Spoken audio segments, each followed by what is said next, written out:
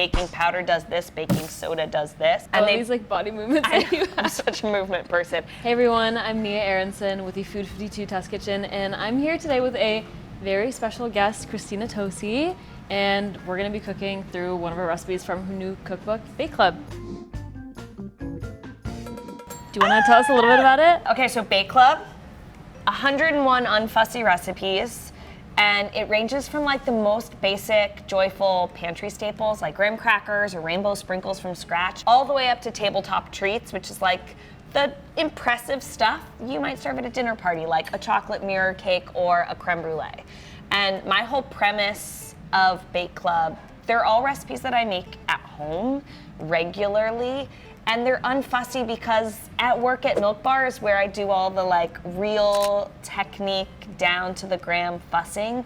When I cook and bake at home, I like to just sort of like let free and let wild. For me, it's an invitation into people that are definitely bakers and people that like aren't really sure whether they're scared of baking and cooking or not. And you can make so many delicious, joyful things at home if you just take the leap of faith. Yeah, I love that. And we're making donuts today? Yeah, well, I want to know why excited. you want to make donuts today. Like, of all of the recipes in the book, why donuts for you? Well, this particular donut recipe really spoke to me because I've made Yusa donuts and I made crullers, but I've never made a donut recipe that only calls for baking powder and that doesn't require any really like wait time. Yes. So I was really fascinated by the fact that you really make the dough and then you just pat it out and you cut them out and then you fry them, and that's pretty much it. That's pretty much it. Yeah. Like, it's simple. I love a good donut. By the way, are you a yeast resin or a cake donut gal? Usually I'm a yeast Dividing donut. lines. No, usually I'm a yeast donut girl, but I actually recently made baked donuts, baked apple cider donuts. And baked like in a pan in the oven, like in a donut pan? Exactly. Well, in like a cake pan kind of. But I will say that was kind of like a conversion. Interesting. So a mix. I feel like it depends. What about I'm a very open-minded donut person, but there's a certain time of year when I'm like, I want an old-fashioned donut. Like, I wake up on a Saturday morning and I'm like, I don't care what I do today as long as I get my like old-fashioned cake donut. So we're gonna start with essentially sugar and all the wet ingredients, which there are a lot of little bowls, but don't freak out. It's super simple. They're all basic stuff that you already have in your own home kitchen. Yeah, you don't need all these bowls. You don't need all these bowls. Sugar, you got it. All right. And then we're gonna start whisking all of our wets in with our sugar. So some fat, oil, and it's like whatever the neutral vegetable canola oil is important. We need liquid fat because butter dries. Butter is delicious as a fat, but it dries out. But in oil land, it could be any oil. If you were like, I'm gonna make an olive oil donut, bring it on.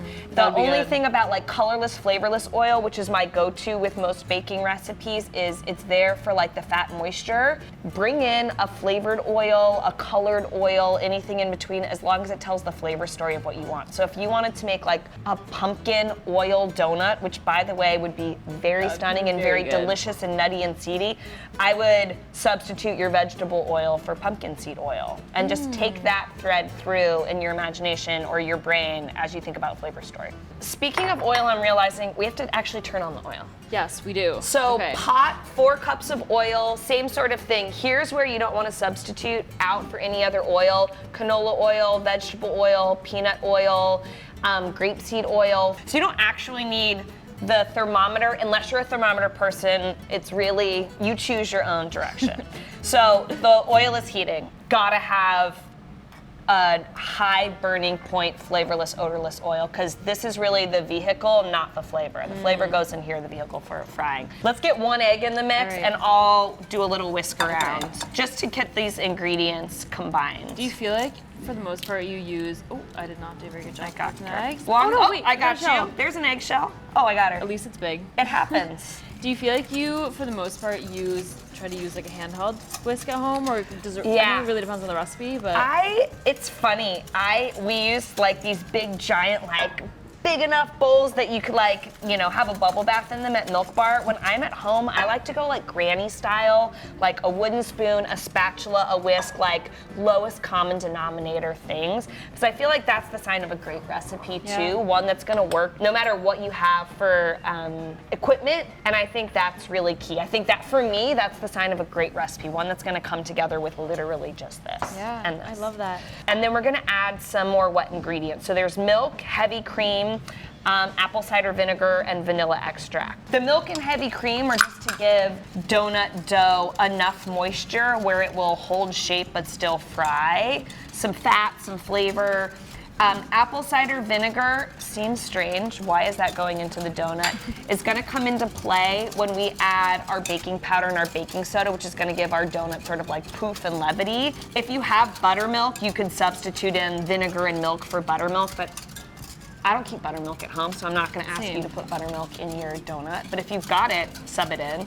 And then vanilla extract, because I think the base of any great donut needs something. I like this donut to be like a classic donut base, but if you wanted to do a lemon donut or a peppermint donut for the holidays, you could totally substitute in a different flavor extract for the vanilla. Just going through the opportunities to bring like flavor and personality to your donut. So this is just this wet, lovely mixture that looks like nothing, but go with us. So wets are together, now it's time for dries. Right. Dries are where we're gonna get all the dries together before we actually start mixing, because we wanna be thoughtful about. The second you add flour to any recipe that's dessert based, you just gotta be mindful. Gluten is good when you're making bread, because you want it to be stringy and chewy and you don't want gluten anywhere near anything that you want to be tender. Donuts, for example, cookies, cake, pie. But it's an essential ingredient, so you just have to be mindful of what you're working with. You don't want to overmix is the TLDR. So it's all-purpose flour. Basically every recipe in Bake Club is an all-purpose flour, because it's the same sort of thing. Low barrier to entry, what you got is gonna work, come on in. Baking powder and baking soda, which are gonna give our donut poof this way, and then a little bit of breadth this way. So baking powder does this, baking soda does this. And these like body movements that you have. I'm such a movement person. And they're gonna activate when they hit the dough, but more importantly, they're gonna activate with heat and the vinegar that we put into the bowl. So that's why we put it in there for flavor. So baking powder, baking soda, oops, get in there, baking powder. It always gets a little stuck. I know. Salt, which I'll let you get in there, and then cinnamon. And the cinnamon is less to make it a cinnamon flavored donut and more just to give it a base of flavor. But you know what I'm gonna say now at this point, right? Cinnamon could be anything. You could take it out completely if you're like, I definitely don't want any sort of like very light cinnamon energy. You could be like, I'm gonna make a curry donut and use curry. You could bring, if you're like real, it could be something. I would go savory curry donut in a heartbeat. You could bring in any other type of spice, a lot or a little. If you're big into cardamom or big into allspice, maybe you're trying to make a gingerbread donut, bring those spices in. So all my dries are in there, but you're like, normally you'd put them in a bowl, whisk them together to make sure they're combined to put it in, but we're one bowl wonderland. So I like to say you literally just take the whisk and you just, before your dry ingredients touch the bottom of the wet ingredients, you just give them a little mix around. Boom. Nice. We didn't have to mess up another bowl. That's great. And then we're gonna bring them together, but we gotta switch the whisk to a spatula. Okay. Yeah. Spatula it until it comes together into a nice doughy mass that's even, and then we're gonna leave it be. We're not gonna just overwork it. That's also why I'm a one bowl gal, because in a stand mixer, which is so great, and a great sidekick, so easy to overmix. So easy. I've done this so many times. We could refrigerate the dough from here, but because I know we're excited to make donuts immediately, I'm gonna add just a little bit more flour. Okay, I'm gonna How's get some our more. oil looking? It's a little too hot. It's like 350. Oh, let's do this. This is a fun one. So, I don't have a thermometer at home because I leave them all at work. If I want to know what temperature the oil is, I literally just take a little bit of dough. This is a great way to also test your dough, and I literally just pop it in the oil. Things to be certain about. If your dough pops into the pot of oil and sinks and doesn't really fizzle, there's no bubbles, nothing really happens, your temperature is too low. What should happen when it hits the oil is it will start to bubble like this. It'll hit the bottom and then it'll immediately start to float. You're in the 325, 350 range. If it takes on color way too quickly, if it goes from this beautiful sort of like tan to a like dark caramelized brown quickly. It's too hot. And you either want to turn the temperature down or add a little bit more room temperature oil. That'll cool down the temperature really quickly. And if it takes a little bit too long, you want 2 minutes on each side of the donut hole in this case, then it still wants to heat up. So it's a little bit of like playing hopscotch. And then from a dough standpoint, you want your dough to come together into like a sticky mass where it's holding its shape and not just sort of melting back down into a bowl of batter. And if your dough has done that in the bowl, when you go to put it into your pot of oil, it should more or less hold its shape that you popped it in at. If it disintegrates, there's not enough flour, and if it goes nowhere and just stays a really tight, firm ball, there's too much flour in it, and I would say add a little bit more milk just to sort of loosen it up. I know the Bake Club started more as like a bake club, and like what was the process like taking it to an actual book? It's such a good question. So we started, Bake Club is an online community. It's like a once a week newsletter. It's an invitation in to cook, to bake, to like bring your imagination to life. I love it as an online community, and it's a like come one, come all, and I felt like we needed a book to really solidify what Bake Club is and be that reminder on your cookbook shelf, on your kitchen shelf. I'm the kind of person where even though I have the recipe, I have it on my computer, I have it on my phone, like I need it in front of me. That is the way I bake. It's also for me the reason I decide to bake and what I'm gonna bake and what I'm actually gonna bring to life. And for me, the way that I cook and bake and am inspired in the kitchen is through like a physical cookbook. So this is our fried dough piece, which is telling me that our donut dough is in a great place. The other thing that I'm gonna get us set up for is, depending on what kind of donut person you wanna be, we need something to just rest the hot donut in immediately so that we're not taking hot oil and putting it in a bag and shaking it up with sugar. And then we have to decide, depending on what kind of donut gal you wanna be today, what we're gonna fill this donut bag with, because we're gonna do a little shimmy shake. This is the part I'm most excited for. I think powdered sugar. I love that. That's very classic. I could see you as a powdered sugar. Really? Girl. Yeah, it's also gonna make a beautiful donut. What gives that vibe? You just have like a classic, classy edge to you, and I think restraint in the right ways is like one of the most beautiful things. In donut land, you have to have all your stuff set up before you actually go into the oil because it goes fast. So, we are gonna make this dough into donuts. It's totally up to you. You can do scoops if you want to do like a donut hole adventure. By no means do you have to do a big donut with a hole scooped out, but I feel like we show how to do that, and then everyone can choose their own adventure. Okay, let me get some We'll get a little more flour for dusting, and then depending on what size, shape, donut energy you want to get into, you can pull out your beautiful cutters. I also have plenty of times where I can't find my cutters or I'm somewhere without my cutters, and you can use things like cups, mugs of coffee, bowls, whatever it is to get to a segment that you want. So you're basically just gonna dust the flour on the surface of a clean countertop, a pan, whatever it is you've got. Get your donut dough batter down. I feel like this is, like I can't believe how easy this is. It's like, I never knew donuts could be so simple. We're basically just gonna flatten this dough. We're not trying to add too much extra flour to the surface. It's really just to make sure that the stick is removed from it. And then you're basically bringing your donut dough out into as tall or as thin of a donut as you want to go. And how many donuts do you usually make with this recipe? Like this makes 4 donuts that are, I would say, healthy size. I'm hungry for a donut energy, not I just want to taste. I think it's perfect though, because I feel like a lot of times a donut recipe calls for, it makes so many, and oftentimes like if I'm making donuts at home, it's just like me and my boyfriend or a friend, and they're just not that good the next day. So it's kind of nice to just have like a small batch.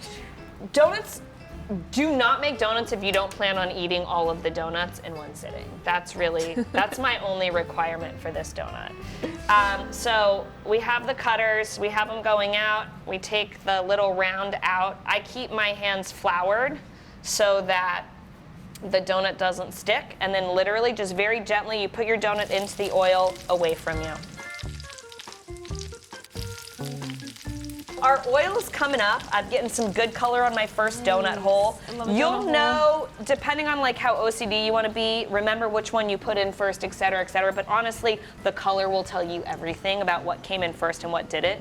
You'll know when to flip your donut when you start to get color on the bottom. What like level of brown are you looking for? Golden brown, like a really, not this deep, I left that one in a little too long, but deep enough, something that's not just a pale brown. Okay. And then when you go to flip, I like to flip with 2 forks. If you have a fancy slotted spoon, go for it. All right, you hold yours. Okay. Come on over here. We're gonna get donut holes out first. They cook quicker because they're smaller, just like a cookie or otherwise. If you have an amazing friend in the kitchen to help you do this, great. Otherwise, you take your donut hole solo. Just put it on a piece of paper towel or a wrap so that you're not taking really drippy oil, drippy oil energy into your brown paper bag. One, it's a lot more fun. It's a lot less messy. And it's more old school granny. Yeah, do that. We'll do a little shaky. Yeah, do it. Full on. I feel like I'm at It's the more fair fun or this something. way. It is fun. What a fun way to like get people involved too. And then they get pop them out. This is so coated. Oh, wow. Look at that. That's nice. She's a dream. She is a dream.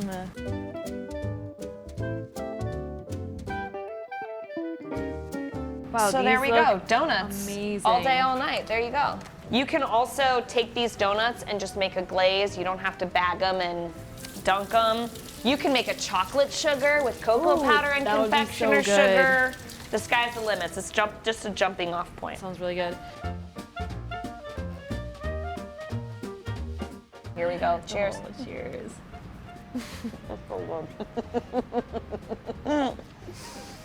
It's so good. I know, I have like coffee to wash it down. It's, if your fingers aren't coated in powdered sugar after. That is really good. The texture is really, really nice. It's, obviously we didn't put a lot of spices in there, but it's like, it's so warm and it feels very like, it tastes exactly like what I remember a old-fashioned donut should taste like.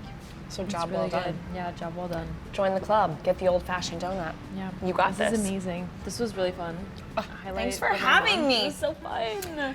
Donuts, this is literally just a gateway. I feel like you're gonna have 20 new donut ideas in no time. If you also want to make this recipe, you can find it in Christina's new book. It will also be available on our website, linked below.